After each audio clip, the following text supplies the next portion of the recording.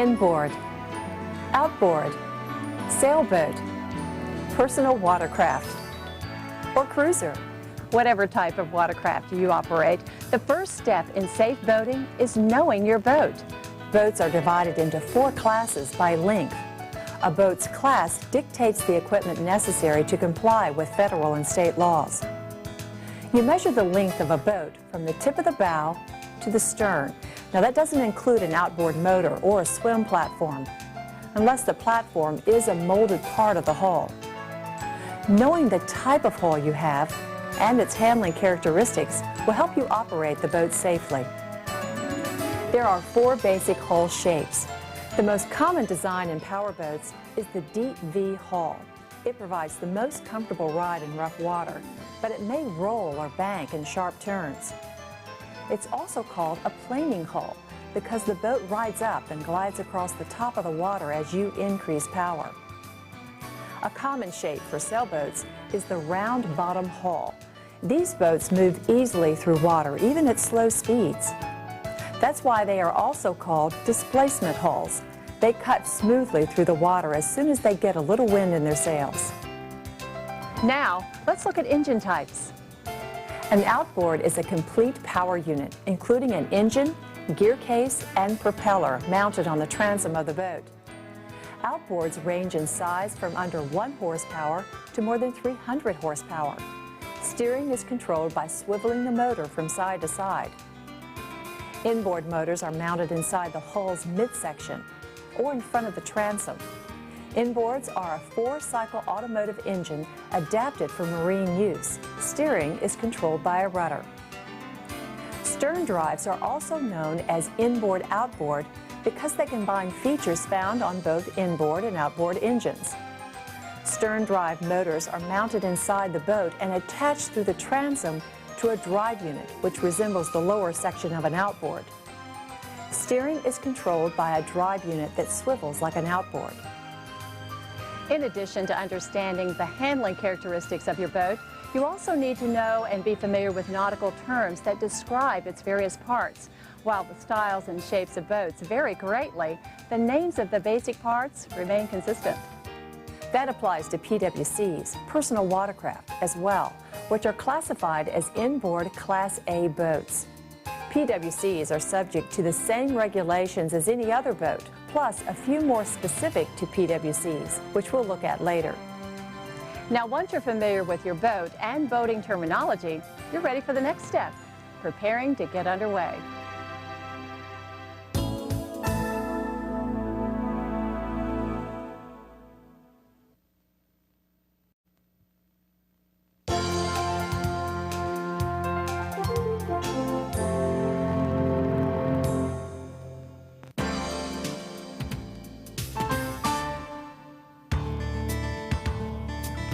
If you have a trailered boat, boating safety begins before you ever leave home.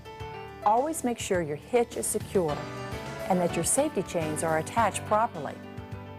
Also, make sure that the brake lights are working on your trailer. And when you're on the road, remember that you'll need more time to stop because of the extra weight. When you're launching a trailered boat, there are courtesy and safety issues you need to be aware of. To start with, it's important to get your boat ready before you back it down the ramp, so you won't keep others waiting.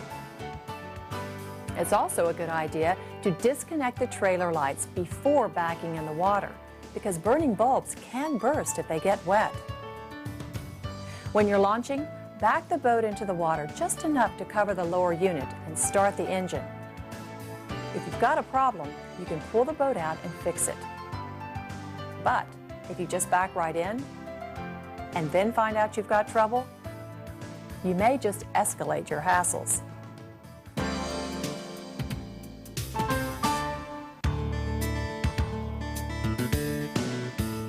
Serious accidents can occur when fueling a boat, so it's important to take precautions. Before you begin fueling, shut off all engines and electrical equipment.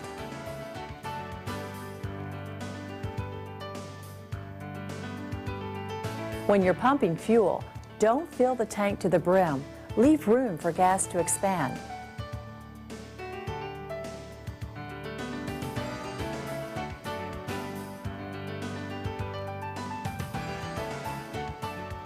Then put the cap on tightly to prevent vapors from escaping.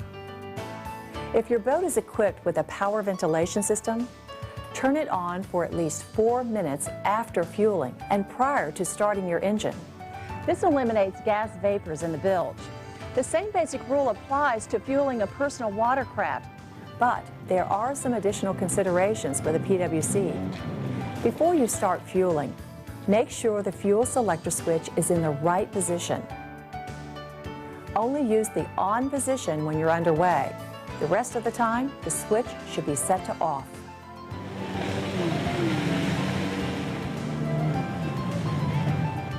The reserve position should only be used if you run out of fuel. This will allow you to return to shore. Don't forget to switch back to on after refueling. When you're fueling, try to avoid spills. Even a small amount of spilled fuel can ignite and explode when the engine's running. After you've filled up, check the ventilation system before you start the engine.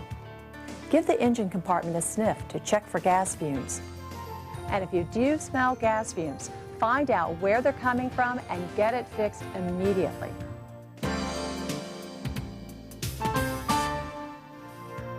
Okay, your boat's fueled and you're ready to let up the gang for a cruise. But do you know how many people that your boat can carry safely? Look for a capacity plate near the operator's position or on the transom of the boat. This plate indicates the maximum weight capacity or the maximum number of people that the boat can carry safely. This information is very important because overloading can cause your boat to swamp or capsize. PWC and sailboat manufacturers are not required to attach a capacity plate. Always follow the recommended capacity found in the owner's manual and on the manufacturer's warning decal. On outboard powerboats, the capacity plate will also display the recommended maximum horsepower rating of the boat. Your boat's motor should never exceed this rating.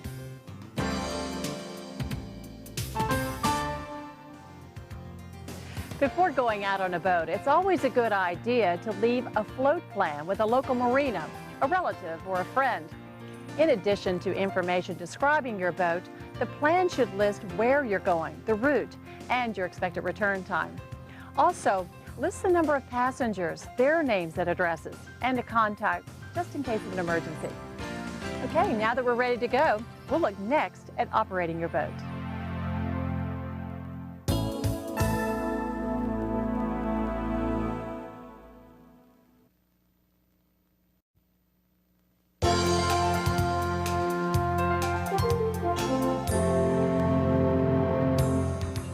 At first glance, operating a powerboat may appear simpler than driving a car. You just apply the gas and cruise, right? No road to follow, no traffic lights, no merging traffic or four-way stops. But in some ways, that makes operating a boat safely more challenging. There are a number of techniques and rules that you need to be aware of, starting with launching your boat.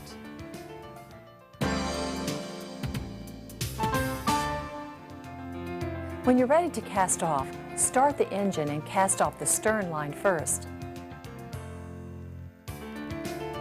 Move the stern away from the dock. Then, cast off the bow line, shift into reverse, and slowly back away from the dock. If the wind or current is pushing your boat away from the dock, cast off all lines and push off. When the boat is clear, shift into forward and pull away slowly. When you return to the dock, getting your boat in safely requires a little more skill than going out. Come to a complete stop on the water a short distance from the dock so you can see how the wind and current are moving the boat. Then you can judge how to approach the dock. If there's no wind or current, head in at a 10 to 20 degree angle. Use the reverse gear as a brake. If the wind or current is pushing you away from the dock, just approach at a sharper angle. Once the bow line is secure, swing the stern in with the engine on. Leave the engine on until both the bow and stern lines are secure.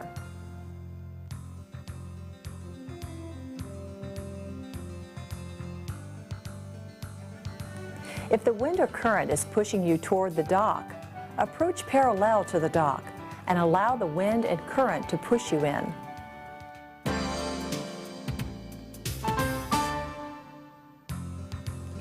There's always a chance, however slim, that some miscalculation or mishap will cause an operator to be thrown out of the driver's seat. There have been cases where people have actually been run over by their own boat. So many boats today come equipped with an ignition safety switch. The switch has a lanyard with a clip on the end. You just attach the clip to your clothing or your PFD. Then if you're thrown out of your seat, the lanyard pulls the switch and cuts the engine. Okay, now it's time to learn the rules of safe navigation.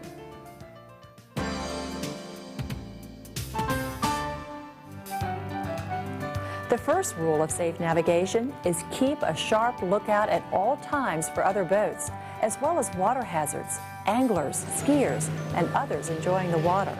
It's one of the most important rules of navigation. The second rule is maintain a safe speed. That's determined by a number of factors, including wind, water conditions, visibility, and surrounding boat traffic. There's also an important concept that you need to understand about the rules of the road out here. On land, we say that one car has the right of way over another. But on the water, there's a slightly different concept. When you encounter another boat, you are either the stand-on boat or the give-way boat. The stand-on boat is the boat or PWC that must maintain its course and speed. The give-way boat or PWC is required to take action to avoid collision by keeping clear of the stand-on boat. If you are the give-way boat, don't wait to the last minute. Slow down, turn or stop as soon as you see you are on course to meet another boat. Now, having said that, it's the responsibility of both boat operators to take action to avoid a collision by being alert and driving defensively. Okay, now let's take a spin out on the lake, and this time you'll be doing the driving. As we come across various watercraft out there, we'll give you a chance to decide how to respond. But keep in mind, though, that we've exaggerated these scenes just a little bit for the video. In real life, you always want to stay as far away from other boats as possible. Okay, here comes the first one. A boat's cutting across our path from the right. What do you do? The rule here is that the boat passing on the right is the stand-on boat. It should maintain course and speed. You're the give-way boat. You need to slow down and veer to the right, passing behind the boat. Okay, we're cruising head-on toward another boat. What do you do now? Play chicken? Well, in this situation, neither boat is the stand-on boat. Both of you give way and pass on the right. Now we're coming up behind someone. Who's the stand-on boat here? And what's the right way to pass this boater? The boat you're passing is the stand-on boat. You may pass on either the right or left. Be sure to stay out of the other boater's way once you've passed. In your manual, you'll notice that horn signals are discussed for passing situations. But on a busy lake, you'd be honking all the time. So you really only need to use your horn in 3 situations. First, when you think the other boater may not understand your intentions. Second, when there's lack of visibility, because your view is obstructed or bad weather conditions. And third, when there's an emergency. Let's take a look at some more traffic situations. Nice day for a sail, but it looks like we're on a collision course. What do you do? Because a sailboat under sail is less maneuverable than your powerboat, it's always the stand-on boat when you are meeting it head-on or are crossing its path. You should slow down or pass behind it. And what about personal watercraft? Do they always have to give way because they are so small and maneuverable? Well, personal watercraft operate under the same rules as motorboats. So in this case, the PWC is on the right and is the stand-on boat. Give way and let the PWC pass.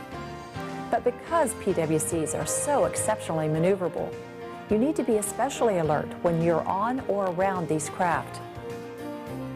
Barges, on the other hand, present a safety concern because they are not very maneuverable. Ranging up to a quarter-mile long, barge tows are difficult to steer, hard to stop, and have a dangerous blind spot in front. What happens if you encounter one of these behemoths? Are you going to cross their path? No way. Large vessels are less maneuverable than small craft and can take a mile to come to a stop, so stay out of their way.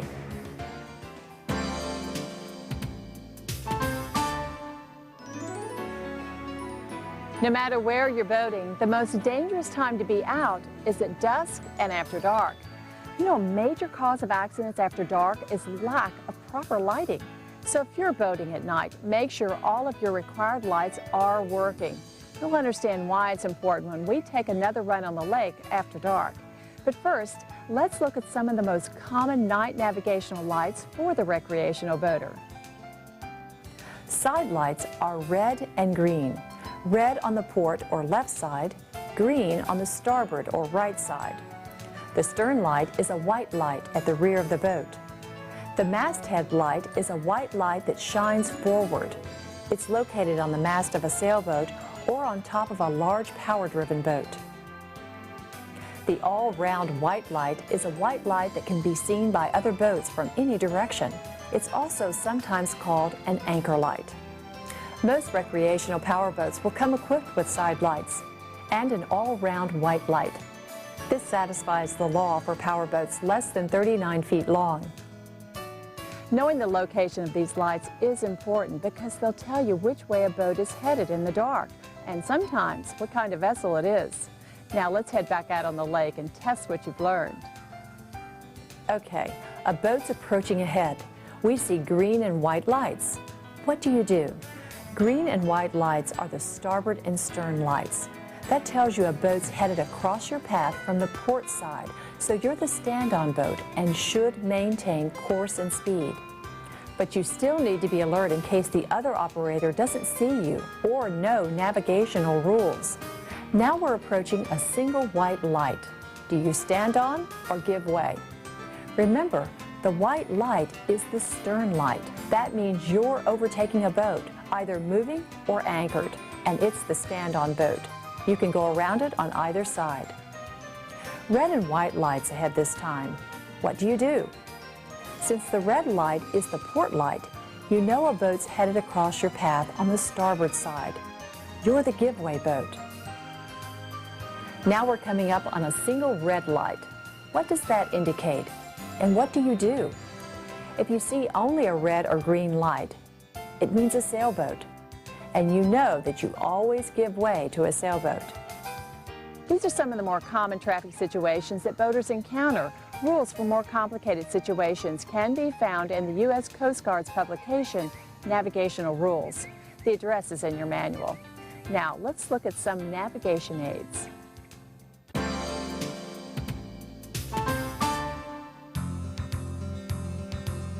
Buoys and markers are the traffic signs of the waterways. These navigation aids also identify dangerous or restricted areas and give directions and information. On the water, you'll encounter two types of marking systems, the Uniform State Waterway Marking System and the lateral system. We'll start with the Uniform State Waterway Marking System markers, which are enforced by law. A diamond shape with a cross means keep out. Most commonly, you'll see these around a swimming area. A circle marks a controlled area, such as a no-wake zone. Informational markers display a variety of information. Square signs show directions, distances, locations, and so on. An open diamond means danger, such as a shallow area, rocks, or stumps. On inland waterways, you'll find special channel buoys that define the lateral system of navigation. Red right returning is a phrase used in this situation. It means the red markers, whether they are buoys or lights, will always be on your right when returning to port or heading upstream. If you're traveling downstream or leaving port, green will be on your right. A subsystem of the lateral system is the Intracoastal Waterway, or ICW. It's a chain of local channels linked together to provide an inland passage on the Gulf and Atlantic coasts. Channels that are a part of the ICW are identified by yellow symbols on channel buoys and markers. If you're following the ICW clockwise from New Jersey, any marker displaying a yellow triangle should be passed by keeping it on the starboard or right side of the boat. Any marker displaying a yellow square should be passed by keeping it on the port or left side of the boat. You'll find other buoys listed in your manual. Now, one thing that's important to keep in mind about marker buoys is that you can't assume that their placement is 100% accurate. Currents and damage from watercraft can move them, so proceed with caution.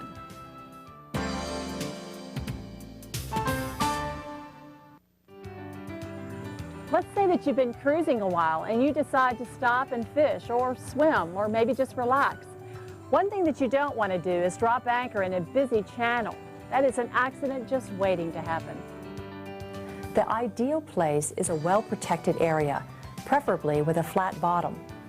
First, stop the boat and from the bow, slowly release the anchor into the water until it hits bottom. If you throw the anchor, it won't set securely. Next, slowly back away, letting out about 6 to 8 times as much line as the depth of the water.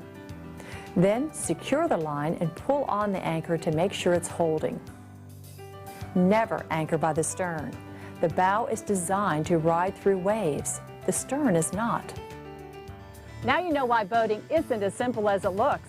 It takes a fair amount of knowledge to be a good skipper, even just for pleasure boating.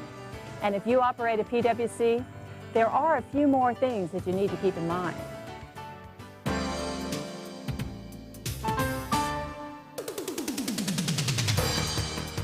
Personal watercraft continue to grow in popularity.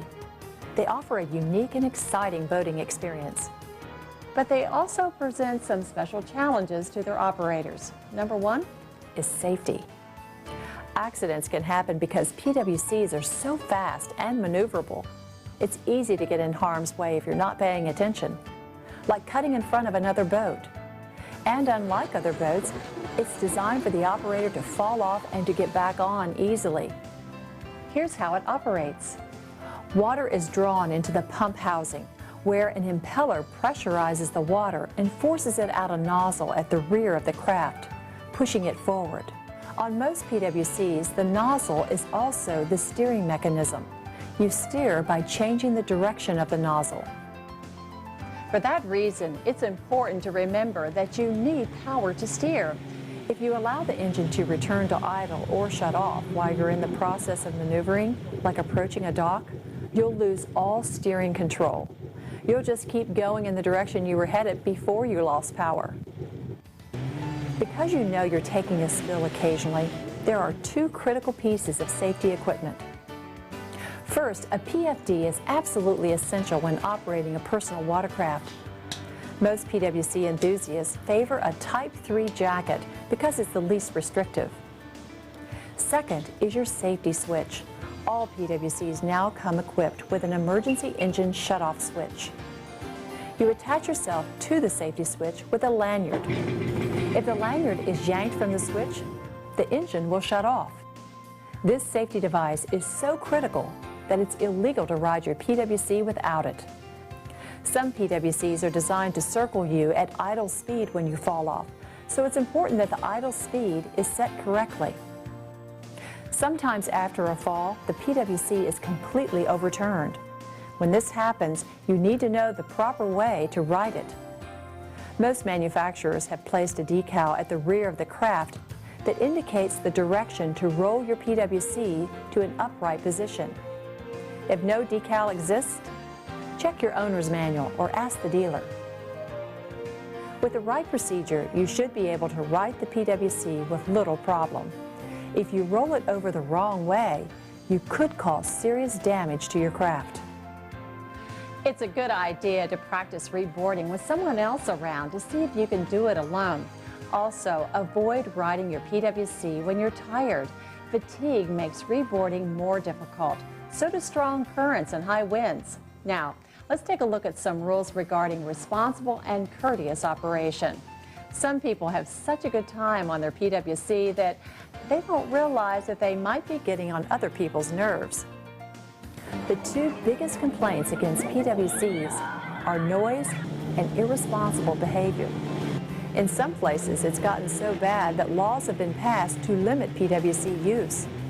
So the best way to ensure that you have a place to ride your PWC is to do your part to minimize the nuisance factor. Hot dogging is dangerous as well as annoying. Jumping the wake of a passing boat or riding too close to another boat creates special risks. It's restricted and even prohibited in some states.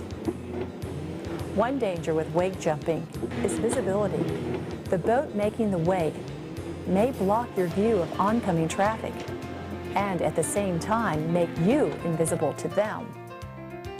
It's also stressful for boat operators to have PWCs constantly running close to their boats. To minimize noise, keep your engine tuned to ensure the most quiet operation possible. Vary your location. Riding around in one small area will eventually irritate people nearby. So keep moving around and avoid congregating with other PWCs. Keep your distance from camping or residential areas, especially in the early morning hours. Avoid maneuvers that will lift the noisy engine exhaust out of the water. And don't modify your engine exhaust system if it creates more noise. Remember that you need a minimum depth of 2 feet to safely operate your craft. When you get into water that's too shallow, debris can get caught in your water intake, damaging your engine as well as the environment. And speaking of the environment, be aware that high-speed operation in very shallow water or near the shore can cause erosion. And take care when fueling your PWC in or near the water. Oil and gasoline spills have a severe impact on aquatic life. Finally, remember that PWCs were designed for daytime use only. It's illegal to operate them after dark. These are the basic rules that apply to operating a PWC. Since regulations for PWCs can vary from state to state, be sure to check Chapter 4 in your manual for regulations specific to your state. Next, we'll look at the legal requirements of boating.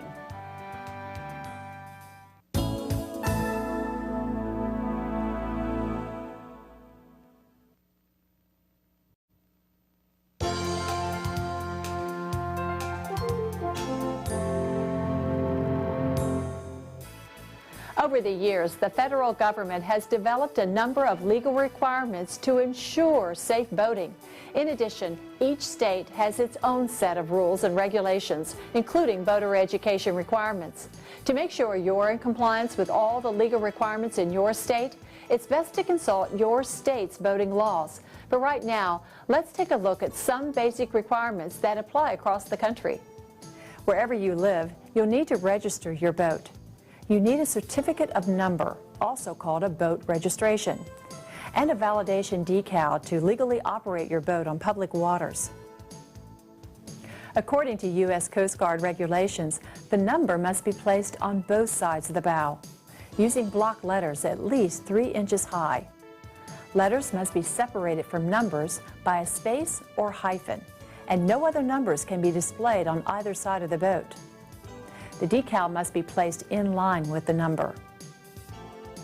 The same placement requirements apply to PWCs. Also, all boats manufactured for sale must have a manufacturer's serial number or hull identification number, HIN. It's unique to your boat. HINs are typically engraved in the fiberglass or on a small metal plate attached to the transom.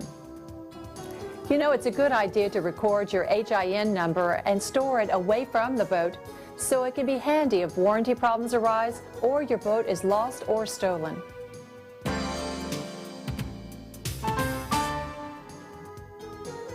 Common sense will tell you that negligent and reckless behavior on the water is neither courteous nor prudent, and it's also illegal. Negligent and reckless operation of a boat or PWC is defined as the failure to exercise the care necessary to prevent the endangerment of life, limb, or property, or any other person. Often the first law that people break before committing negligent or reckless acts is consuming alcohol while operating a boat. That's a subject we'll talk more about in the next segment. As far as illegal operation goes, the law specifically singles out things like boating in restricted areas that have been clearly marked by buoys or signs. Allowing passengers to ride on the bow, gunwale, transom, seatbacks, or any other place where there's a chance they'll fall overboard. Operating at speeds that aren't reasonable and prudent based on boating traffic, weather conditions, visibility, or any other potential hazard. And causing personal injury or property damage with a boat wake in posted no-wake areas. The law also states that you should reduce speed when passing near a swimming area, close to a shoreline, or another boat where people are fishing, water skiing, diving, or anchored. And always stay clear of diver down flags. You'll also need to remember it's illegal to anchor your boat in the traveled portion of a river or channel where it will interfere with passing boats. And finally, it's illegal to attach a boat to a buoy, beacon, light, or any other navigational aid unless it's designated as a mooring buoy. And of course, it's illegal to move them or tamper with them in any way.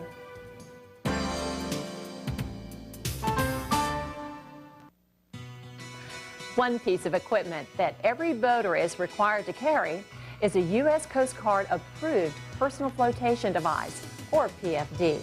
Now, you're probably familiar with these as life jackets. It's the most important piece of equipment on your boat, and you must have one for each person on board. There are several types to choose from. Where you're boating and what you're doing determines which one you choose. For instance, this is a Type 1 PFD. It's an offshore or seagoing vest.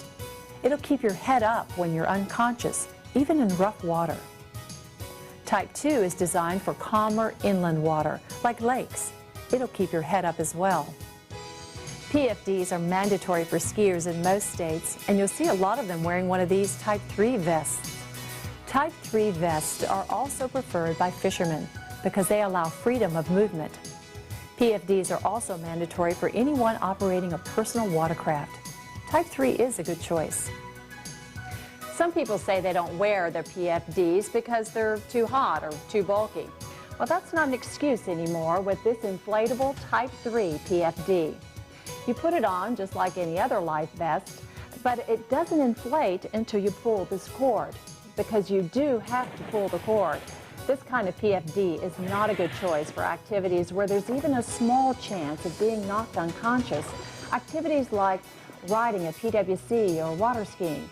And remember, children should not use inflatable PFDs. The U.S. Coast Guard has only approved these vests for people 16 and older. This is a Type 4 throwable PFD. If you're operating a boat 16 feet or longer, you must have one of these on board. The Type 5 PFD is a special use vest. It comes in a variety of designs like this one for working around water, or other designs for windsurfing or kayaking. PFDs come in children's sizes, and it's important to keep PFDs on your kids at all times. Type 2 is preferable because it'll keep your child's head up, but some toddlers just balk at wearing them because they're more confining. So a second best choice for kids is the Type 3. Now, if you have an infant, there is a Type 3 vest that has a pillow on it. This one, which will keep the child's head up. Another good trick for getting kids to wear PFDs is to simply wear one yourself. You can read more about PFDs in your manual to find out which one is best for you. But remember, all PFDs must be in good condition, the proper size for each person on board, and readily available.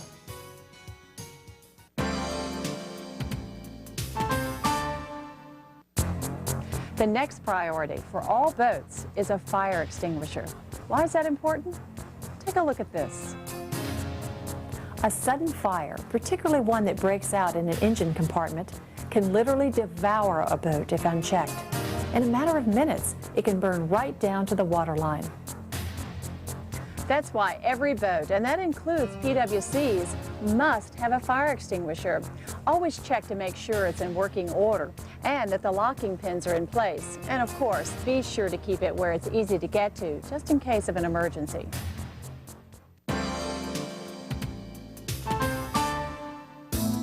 We dealt with navigation lights in a previous segment, but it bears repeating that the law requires you to have proper navigation lights and to use them when away from the dock between sunset and sunrise and during periods of restricted visibility.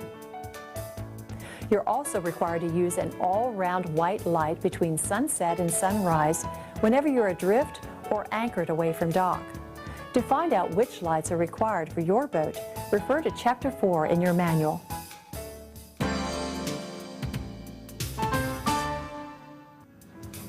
Signaling devices are also important. In periods of reduced visibility or dangerous situations, it's essential to have some type of sound-producing device that can be heard for a half a mile. Boats under 39 feet in length are required to carry a whistle, a horn, or some other means of making sufficient sound. This includes PWCs. Boats more than 39 feet long are required to carry a whistle or a horn and a bell. In addition to sound signals, many boaters who travel in federal waters, such as coastal waters, are required to carry visual distress signals, or VDSs, depending on the size of their craft and when they're boating. VDSs are classified as day signals and night signals. One category is pyrotechnic and the other is non-pyrotechnic. Check your manual to see if your boat requires these signals.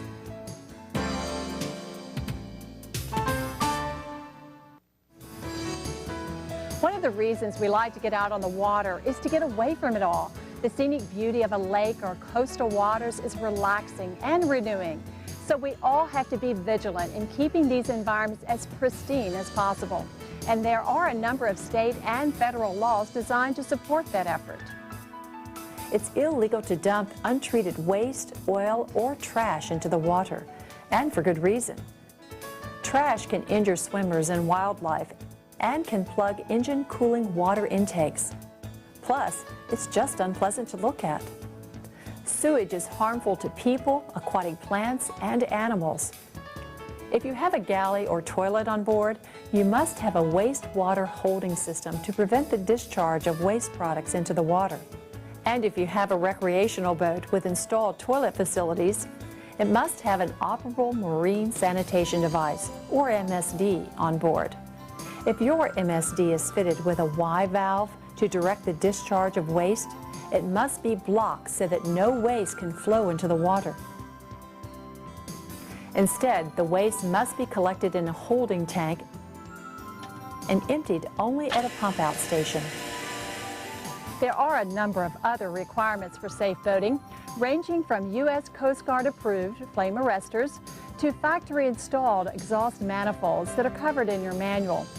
One simple way to make sure that you're in compliance is to request a courtesy marine examination by the United States Coast Guard Auxiliary. The examinations are provided free, and they won't give you a ticket if your boat's not legal. They'll also make sure that you're equipped for just about any boating emergency, a subject that we'll cover in the next segment.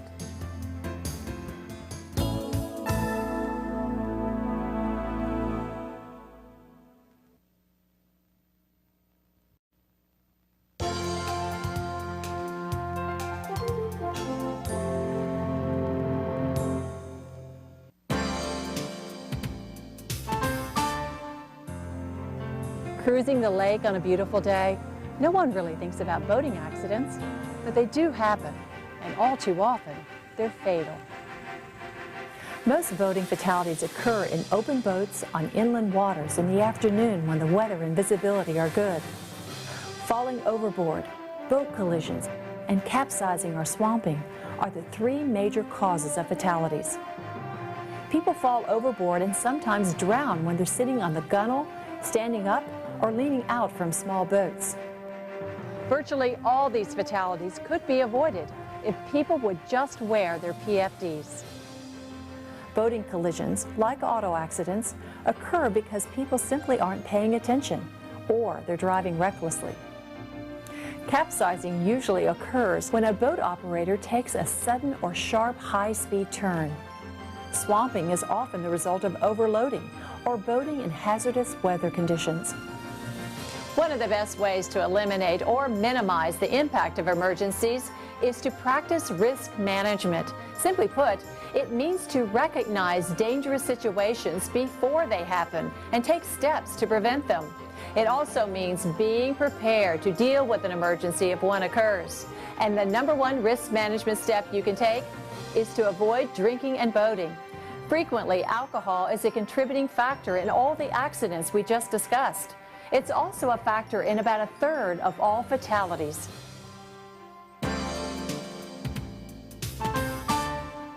My husband and I were awakened by a policeman and a chaplain knocking at our front door. As soon as I saw him, I knew that it was something bad. And the only question I had was, which child is it? The boat carrying Kay's 22-year-old daughter, Debbie, was hit from behind as it idled on the lake. The other operator had been drinking at a lakeside bar. In news stories, Debbie Rock's name joined a growing list of boating fatalities. She was not just a number on the coroner's report. She was a real person, and she had a lot to give. And that is one of the reasons that I want to stress the fact that bad things happen to really great people, and they don't have to. And there are choices that people can make. While the memories are painful, Kay says she offers the story for safety awareness. It helps me to make Debbie's death not in vain. You know, she lives on through my being able to talk about what happened to her, and she leaves a legacy of trying to tell people to be responsible and to not drink or drive any motorized vehicle. It's because of tragedies like this that most states vigorously enforce laws that prohibit drinking and boating. Alcohol is particularly deadly out on the water because of what's called the stress effect. Wind, spray in your face, the pounding of the boat, the heat of the sun, all of these things combine to increase the effects of alcohol. It impairs your vision, your reaction time, and your judgment. In fact, one alcoholic drink while boating can have the same effect as 3 on land. So be sure to designate a boat operator and a lookout when consuming alcohol on the water.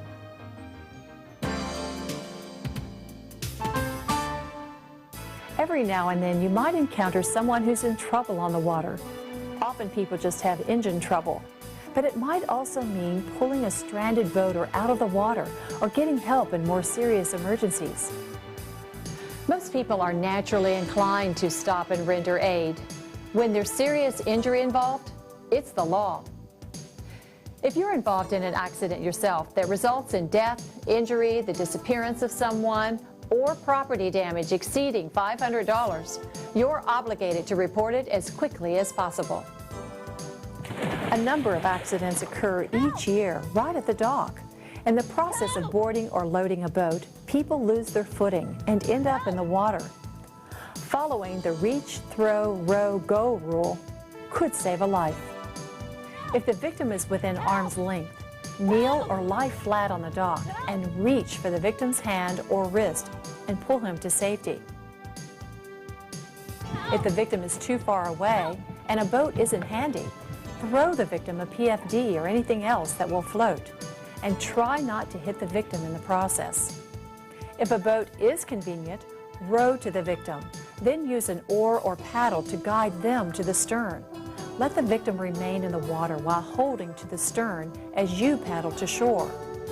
If the victim is too weak to hold on, hold them until more help arrives. Trained swimmers or lifeguards may be able to go out to a victim if all other techniques are not possible. Don't try this if you haven't had life-saving training.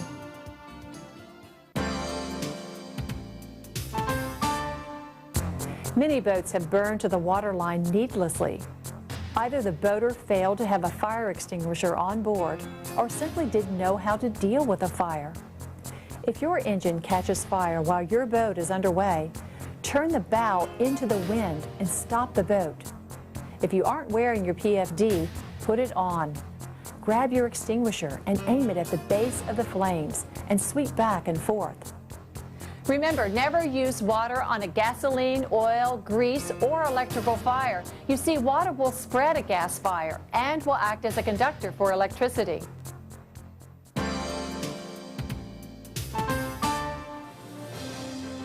During cold weather, a lot of people like to get out and enjoy hunting, fishing, and other activities. But it's during this time that hypothermia poses a serious threat. Hypothermia occurs when the body loses heat faster than it produces it. It can occur any time that you're exposed to cold, wet, or windy weather. However, it poses the greatest danger when boaters are immersed in water during an emergency when it's difficult or even impossible to warm up. If you're a cold water boater, it's essential that you learn how to recognize the symptoms of hypothermia, which begin with shivering and progress to blue lips and fingernails, loss of feeling in the extremities, and ultimately unconsciousness and death. When treating hypothermia, get the victim out of the wind, rain, or water and treat the victim gently. And don't allow him to walk unless it's absolutely necessary. Get the victim into dry clothing. Then focus on preventing further heat loss by wrapping the victim in a sleeping bag or blankets. It's all right to give a warm liquid to the victim, but nothing containing alcohol or caffeine. If you're trapped in cold water, there are some steps that you can take to avoid hypothermia. Don't thrash about or move any more than necessary. Excess motion consumes energy and increases loss of body heat. Don't take your clothes off unless absolutely necessary. Remember, clothes trap heat and can help you float. Try to reboard your boat, even if it's swamped or capsized. The more of your body you can get out of the water, the better. A PFD will allow you to stay afloat without excessive movement, and it will also help you to insulate your body. When you're wearing a PFD, you can draw your knees to your chest and hold them with your arms in the heat escape lessening posture, or HELP. This protects the body's three major areas of heat loss: the groin, the head, and the rib cage. If there are other people in the water with you, huddle together with your arms around each other's shoulders. These huddles help boost morale, and rescuers can spot them easier than individuals.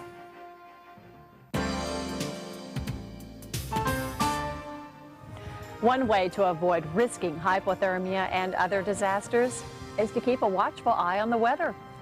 Weather can change very rapidly and create unexpected situations for boat operators. Even meteorologists have trouble predicting rapid changes in the weather, so stay alert. If you get caught in foul weather, put on your PFD and make sure it's properly fastened. Reduce speed and head for the nearest shore that's safe to approach. Point your bow into the waves at a 45-degree angle. PWC should head into the waves at a 90-degree angle. Watch out for debris, shoals, or stumps. If you're caught on open water in a thunderstorm, stay low in the middle of the boat. These and other emergency situations are covered more thoroughly in your manual. Be sure to read about them and be prepared to handle whatever type of emergency that might arise. In our next and final segment, we'll look at the safe way to enjoy a variety of water sports.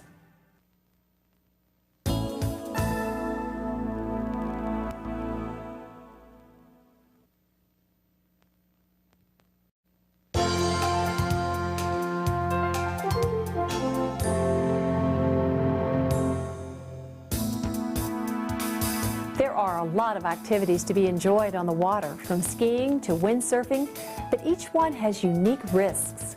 Knowing the do's and don'ts of each activity will help you avoid accidents.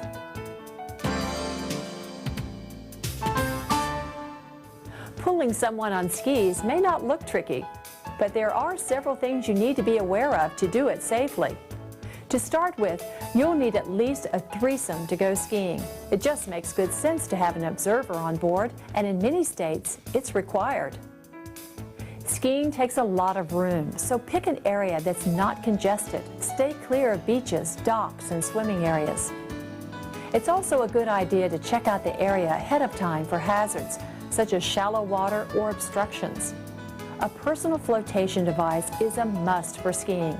Make sure it's a U.S. Coast Guard approved Type 3 PFD designed for water skiing. And bear in mind that ski belts are not Coast Guard approved. Before your skier gets in the water, shut off the engine. When the skier is clear of the stern and ready to go, restart the engine. Power forward slowly until the ski rope is taut. By the way, the rope should be at least 75 feet long and should never be wrapped or tied around the skier. That could lead to disaster. If there's no traffic ahead, apply enough power to raise the skier out of the water.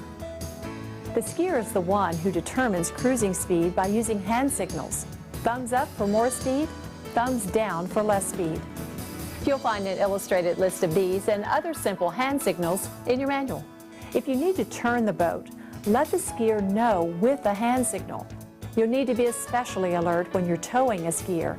Keep track of the boats around you and stay at least 2 rope lengths from hazards or the shoreline. And of course, you know better than to buzz or spray another boat or swimmer. Also, it's illegal. When the skier drops or falls, circle slowly to return the tow line or pick up the skier. Some states require boat operators to wave an orange flag to signal to other boaters that a skier is down. Holding a ski out of the water is a safety precaution. It makes the skier more visible to you and other boaters. As you approach, be sure to keep the skier on your side of the boat for best visibility. Before you let the skier board the boat, shut off the engine. Once the skier's on board, you can retrieve the tow line. These same safety precautions should be practiced whether the person being towed is on skis, a kneeboard, or any other device. Remember that skiing is a daytime activity. It's both dangerous and illegal to ski after dark. It's also dangerous to consume alcohol and ski. You need quick reflexes and a clear head when you're doing 30 on a pair of boards.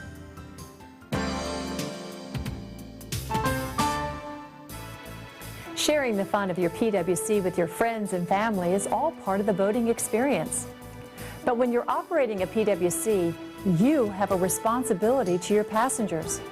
Also, as the owner of the PWC, you could be held liable for any damage caused by it, no matter who's driving at the time. You should always make sure that anyone operating your PWC understands their responsibilities as a driver. Let them know that they're operating a boat and have the same responsibilities as any other boat operator. Your attitude towards safe operation will influence their behavior accordingly. Before allowing anyone to operate your PWC, check Chapter 4 in your manual to make sure they meet the minimum age and education requirements for PWC operation in your state. Make sure they know basic boating safety information and rules of the road. While still on shore, show them the basic operating procedures, including deep water starting and reboarding, and remind them that power is required for steering control. Make sure they understand how to use the lanyard with the ignition safety switch. It's also a good idea to let beginning riders start out where there's little traffic. They may concentrate on riding and not on paying attention to the surrounding traffic in an area. Emphasize the need for being alert.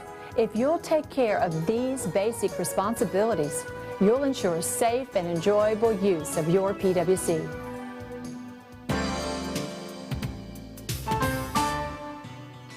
Each year, hundreds of people die by drowning. Most of these victims are swimmers.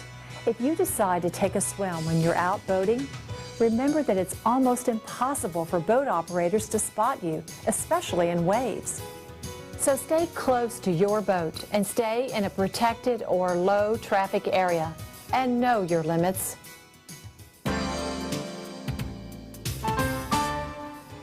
Anglers using boats can be at risk when it comes to boating and boat safety.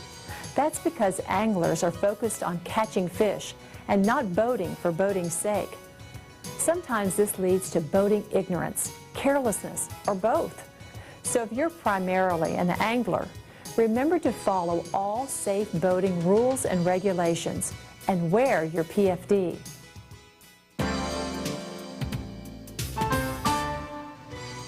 Sailing provides a special kind of boating challenge and pleasure, but it also has additional risks. Like canoes, small sailboats are prone to capsizing and swamping.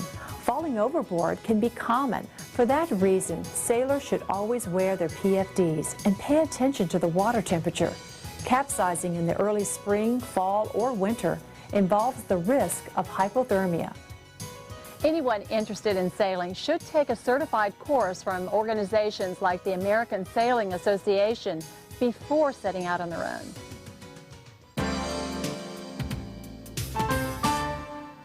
Diving is becoming a very popular sport, and divers can be found in areas shared with boaters.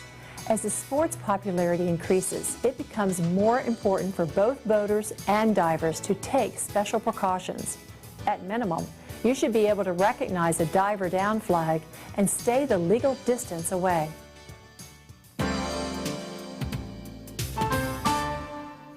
Another growing water sport is windsurfing or sailboarding. And like everything else we do on and in the water, precautions must be taken to avoid injury.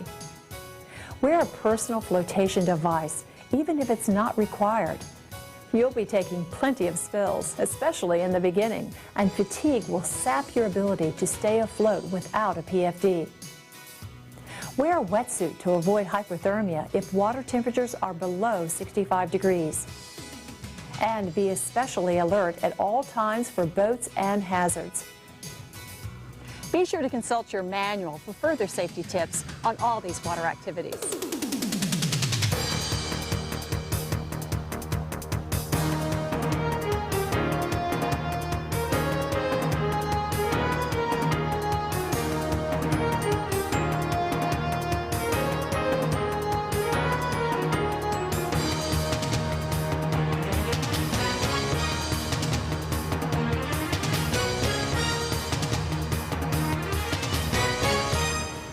Well, that wraps up our boating safety course. We presented a lot of information here, maybe more than you bargained for. But by complying with these rules and regulations, you'll not only help reduce accidents, you'll make boating more enjoyable as well.